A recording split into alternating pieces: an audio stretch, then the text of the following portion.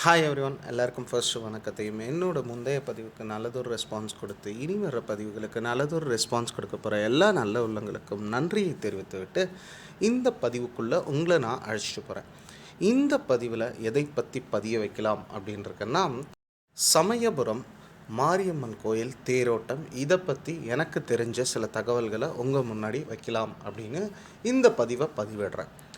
சக்தி தலங்களே ரொம்பவும் சக்தி வாய்ந்த பிரசித்தி பெற்ற ஒரு ஸ்தலமாக இருக்கக்கூடியது எது அப்படின்னு பார்த்திங்கன்னா, திருச்சி மாவட்டம் சமயபுரம் மாரியம்மன் கோயிலாகும். அதே போல் பார்த்திங்கன்னா, இங்கே இந்த திருக்கோயிலில் பார்த்திங்கன்னா வருமானம் கொட்டுன்னு கொட்டும்னு சொல்லுவாங்க. அந்த அளவுக்கு ஒரு பிரசித்தி பெற்ற ஒரு திருக்கோயில். அதாவது பக்தர்களோட வேண்டுதல் எல்லாத்தையும் நிறைவேற்றுவதாலேயே இந்த கோயிலுக்கு நிறைய கும்பல் வருதுன்னு சொல்லுவாங்க. தமிழகத்தில் மட்டும் இல்லாமல் பிற பகுதி வெளிமாநிலங்களிலிருந்தும் பக்தர்கள் அதிக அளவில் இந்த கோயிலுக்கு வருவாங்க.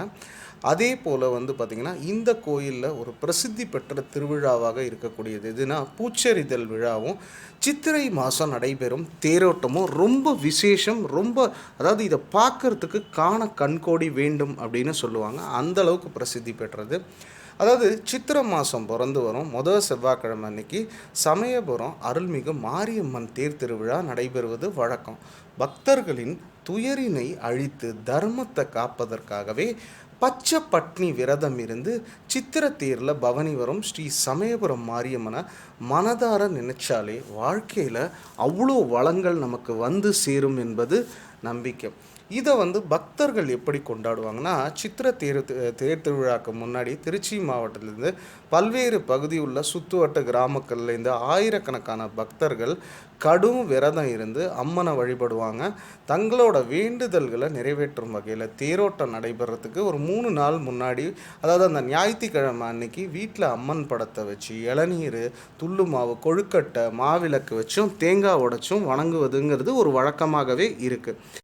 மேலும் மாரியம்மனின் விரதம் எல்லா உயிரினங்களும் நல்லா வாழணுங்கிறதுக்காக, அதாவது ஆதி பராசக்தியே விரதம் இருப்பது சமயபுரம் மாரியம்மன் கோயிலில் மட்டும்தான். பச்சை பட்டினி விரதம் இருக்கும். 28 நாட்களும் அம்பாளுக்கு நெய்வேத்தியம் படைப்பது கிடையவே கிடையாது. இளநீராலையும் பானகம், நீர்மோறு, கரும்புச்சாறு உள்ளிட்ட பானங்களே ஆகாரமாக இருக்கும். இதனால தான் பச்சை பட்டினி விரதம் என இதுக்கு பெயர் வந்துச்சு. மேலும் சமயபுரம் தேருக்கான கோடான கோடி மக்கள் அலைக்கடல் போல் திரண்டு வருவாங்க. அந்த காட்சியை காண்றதுக்கே நமக்கு கோடி கண்கள் வேண்டும். சரி, எனக்கு சமயபுரம் தேர் பற்றி நான் சேகரித்த சில தகவல்களை உங்கள் முன்னாடி வைக்கிறேன்.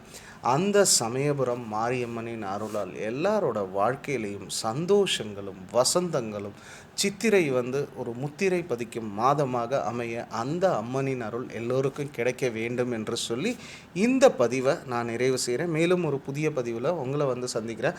பதிவுகள் பிடிச்சிருந்தால் லைக் பண்ணுங்கள், சேனலை சப்ஸ்கிரைப் பண்ணுங்கள், உங்களுக்கு தெரிஞ்சவங்களோட ஷேர் பண்ணுங்கள். நன்றி, வணக்கம்.